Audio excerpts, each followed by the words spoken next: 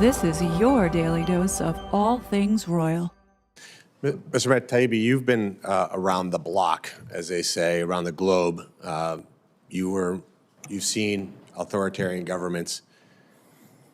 What would be the American foreign policy reaction to a country that receives foreign aid, foreign assistance from the U.S. that did this to their own citizens? Senator, I would hope that we would look negatively on any country that mass collected information on innocent citizens. Surveilled their citizens, Surveilled put them on their watch citizens. list, prevented them from traveling, Right. had a presumption of guilt, not a presumption of innocence. Like we would probably call them in and say, hey, we can't continue this relationship because you're oppressing your own citizens. Would that be accurate? Yeah, I think that would certainly be accurate. I know that we've raised questions about surveillance of journalists in other countries in the past. And that was happening, as the chairman just said, literally FBI agents sitting down with private companies saying, you must remove this person from social media. You must go knock on their door. Some of the stuff we're seeing in the UK, which I'm very proud of the fact that our vice president is speaking out against what the UK is doing to their own citizens, like persecuting them for social media posts. Yeah. That's pretty outrageous, right? So this was happening over the last 4 years of the Biden administration. You would say, in the history of the United States of America, we've never seen more of a tilt towards authoritarian rule than we did under Joe Biden. Between firing people who wouldn't get vaccinated, you couldn't get a job, you were somehow a bad person, we were masking 2-year-olds, we were forcing the injection of an experimental, I'll generously call it a vaccine. And if you didn't do that, and if you didn't carry proof of that with you, that somehow you're a bad person. That was a pretty dark 4 years in the scheme of American democracy. Would you agree? I would agree, and there was also a radical shift in attitudes in this country towards whether or not we should have laws against things like hate speech. There used to be a small minority of people who believe that. Now it's become almost a majority of people who believe that. You mentioned the UK. I interviewed somebody last week who was arrested for speech over there, and to the chairman's point, they have a system that allows people to make complaints that result in criminal arrests of people for social media posts. And, that could have been our future here. And so that's deeply concerning to me. And I'll jump to you, Mr. Harper. I'll let you answer this one. Do you think in the scheme of things for Americans, I think Americans would think that their freedom, their liberty, their constitutional rights given to them by our founders is important. Just a quick question, yes or no. Do you think that's important, really important to American citizens?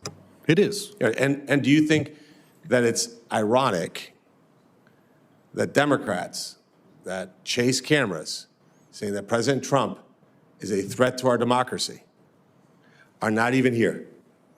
I think the record should show, Mr. Chairman, who attended this hearing and who did not attend the hearing.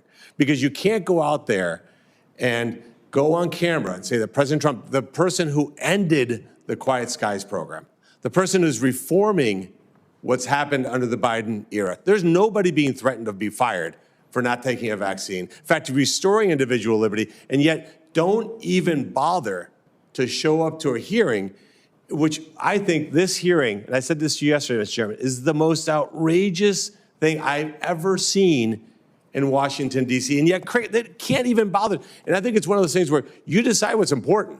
Like when you're a United States Senator, you can decide what's important. I can be in this hearing, I can be in another hearing, I can be at a fundraiser, I can be golfing, I can do whatever the heck I want. That's kind of the crazy part about being a senator. You don't actually have to show up to win, but you do. And the fact that the Democrats basically virtually boycotted this hearing gives them zero credibility when they say that this president is moving this country authoritarian. Do you want to comment on that, Mr. Harper? Am I wrong? Well, your question on the perspective your question gave, if this were happening in another country, what would we say about it? Very powerful, because Keir Starmer in the UK is saying everyone is going to have a digital ID, national ID program. In the United States, we oppose that. And the Real ID Act of 2005 continually fails to be implemented, and hoorah for us, because it shouldn't be. It should be repealed. Financial surveillance is a product of United States law that we export around the world. And if you took off the label, Bank Secrecy Act, and put a Chinese label on it, you'd say, aha, that's China. It's what we do, and it's what the U.S. has in the Bank Secrecy Act, again, that we export through the Financial Action Task Force. There are so many issues that we could get to, but that insight, we shouldn't be doing it here. We should be leading in the United States on civil rights and civil liberties. So all of the things we've talked about, the transparency, anti-secrecy, no to a national ID, the perspective in your question was really important and helpful, I think. Thank you. And Mr. Chairman, just one request from my perspective. There's been almost no accountability to what the government did to the American people during COVID, like almost no accountability. People who closed schools, who made little kids get vaccinated masks. Can you imagine what that impact's going to be? You have kids.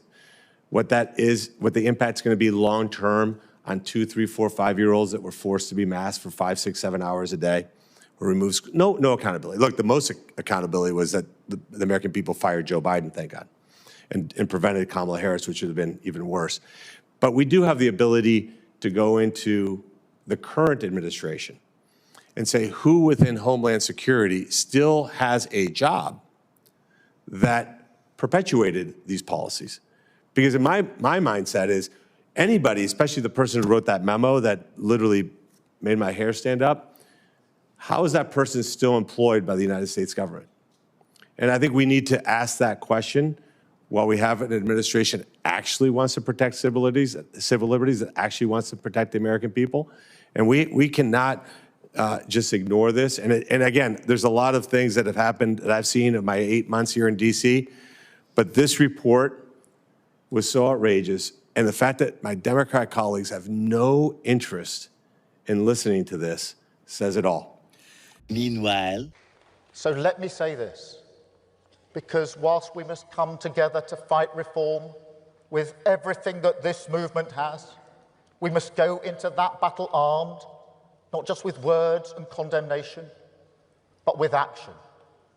And that means tackling all the problems that they prey upon. All the problems.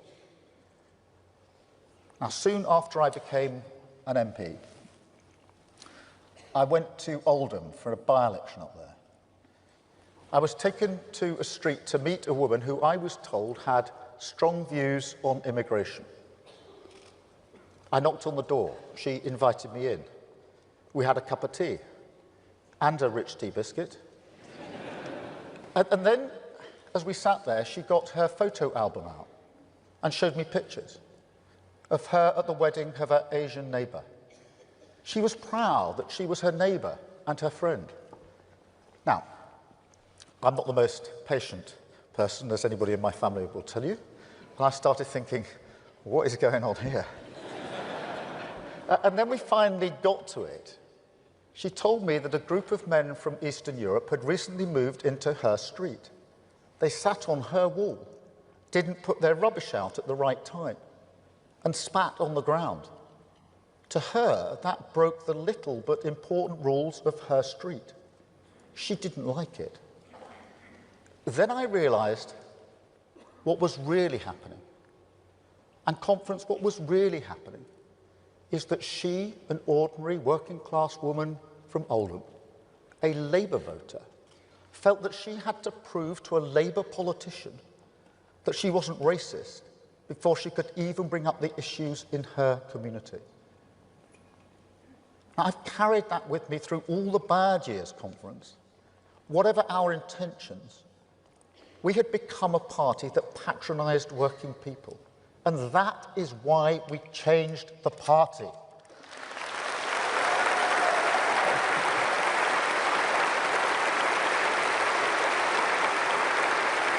Yet, conference, there are still some people who can't listen in good faith on this issue, who say we can ignore the crisis and our asylum system so long as we get the economy moving.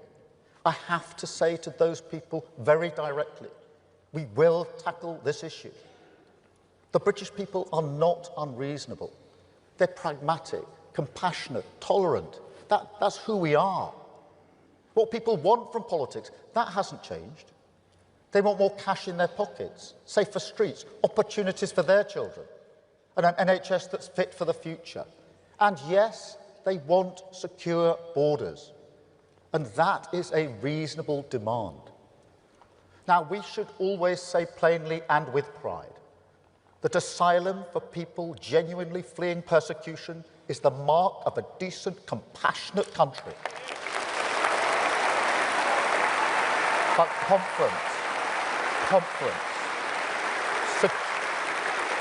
secure borders are also vital for a decent, compassionate country.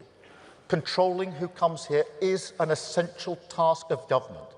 And there's nothing compassionate or progressive in a vile trade that loads people into overcrowded boats, puts them in grave danger in the Channel, and ultimately exploits human desperation and hope.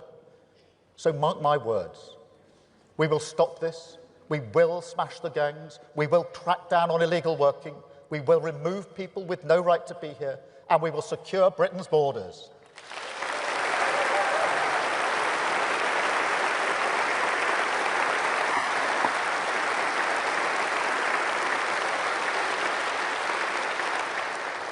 But there is a line, a moral line, and it isn't just Farage who crosses it. There are also people who should know better, sowing fear and discord across our country.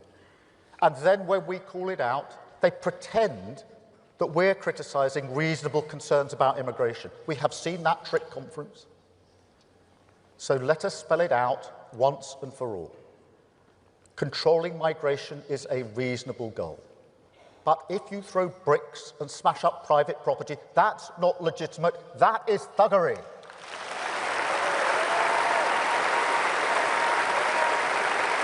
Thank you, Conference. Free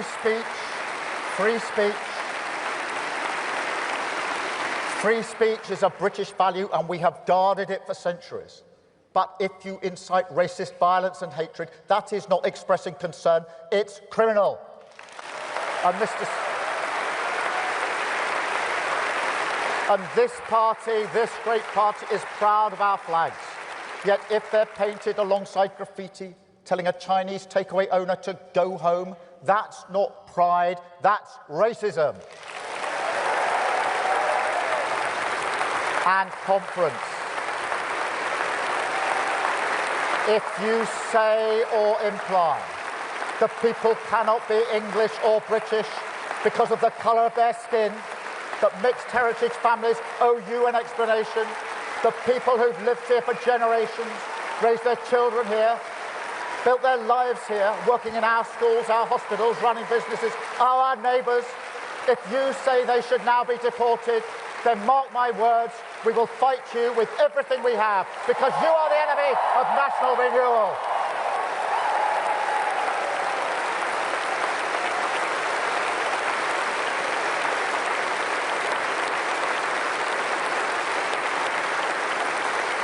And it will be a fight, Conference.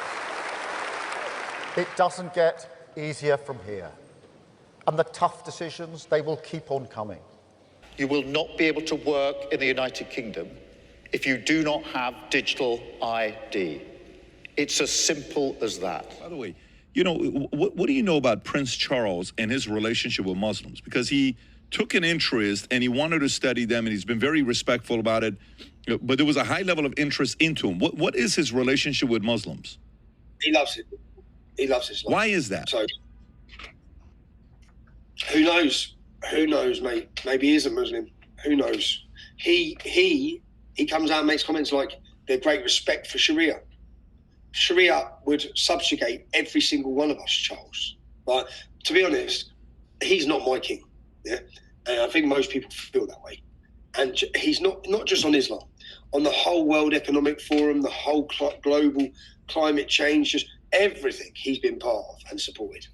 Everything. And he's meant to be non-political. Yeah? The Queen was non-political, didn't make any of these comments. Charles, total opposite. So, and I think it should have skipped Charles and gone straight to Prince William and Kate, because the support for the monarchy is probably at the lowest ever, I'm guessing. People have had enough. And he is meant to be our king, and his people, which is us, our daughters are being raped from one end of this country to the other, and they're continually being put in danger. And he said nothing. He speaks up for the great contributions Muslims have done Like, if there was no Islam in the UK, we wouldn't even be having these discussions on immigration, because immigration hasn't caused the problem. It's Islamic immigration that's destroying this nation. Yeah, I'm looking at this with the comments he made, Rob. There is multiple comments he's made, views on Sharia law. He made it back in the days, as well as some of the ones that's been recent, if I'm not mistaken. But he's constantly seems to be supporting it. And by the way, if he was one, let's just say he is Muslim, of course, now it would make sense that these types of things are happening. You know, it would show that there is support for it. No one's fighting back. But there is no documentation that he is a Muslim himself. There's just a lot of stories written about it. He was also, what was he given? He was handed was it £1 million cash? They had to justify. Google that story from Qatar, I believe. But he was given £1 million cash, like a bag of cash. And yeah, it's hard to know, but he is part of the same elite, yeah, which has the destruction of every one of our countries, including his own. They are flooding this country. No one can look at Great Britain and say it's gone in the right direction. No one. Everyone from around the world is now laughing at Great Britain. They're laughing at it. Where is that? Yeah, it says right here, it was alleged that between 2011 and 2015, Prince Charles is reported to have accepted £3 million, 2.6 million in cash from Sheikh Hamad bin Jassim bin Jabbar Al Thani, a former prime minister of Qatar. The cash was allegedly given in physical form, suitcase, a hold-all. What is that, Infanta Mason carrier bag? These payments were then deposited into the Prince of Wales Charitable Fund. The office is denying any wrongdoing. What's that sound like? A big bag of cash? Sounds legit, doesn't it? Yeah, that's just the one that we know about. Well, what else? Because Qatar is the problem. Yeah? Qatar is the big problem. Now, Qatar has funded nearly £1 billion in Islamization of Europe. Every French ghetto, Qatar are behind, yeah? Including separating and segregating and polluting the minds of those Muslim communities. Qatar are behind. Qatar are behind the Muslim Brotherhood. Qatar are in bed with all of them. Qatar are in bed with Hamas. And whilst they do this, they're buying their way for our country. They own more in our capital city than Prince Charles. So, and here he is taking, how many years ago was that? So we know what the relationship is. He's laundering money from Qatar. He's being handed money from Qatar. What do Qatar get for that? It's not for nothing, is it? You don't give someone £3 million in cash for nothing. That's just a minor little, probably a little biscuit of the corruption that's going on. But what do they get? They have bought our country. They bought the ports in our country. They bought the shopping centres in our capital city. They bought the Harrods. They bought everything. So, and they bought our politicians. You can see how they bought them, but the public are not willing to be bought.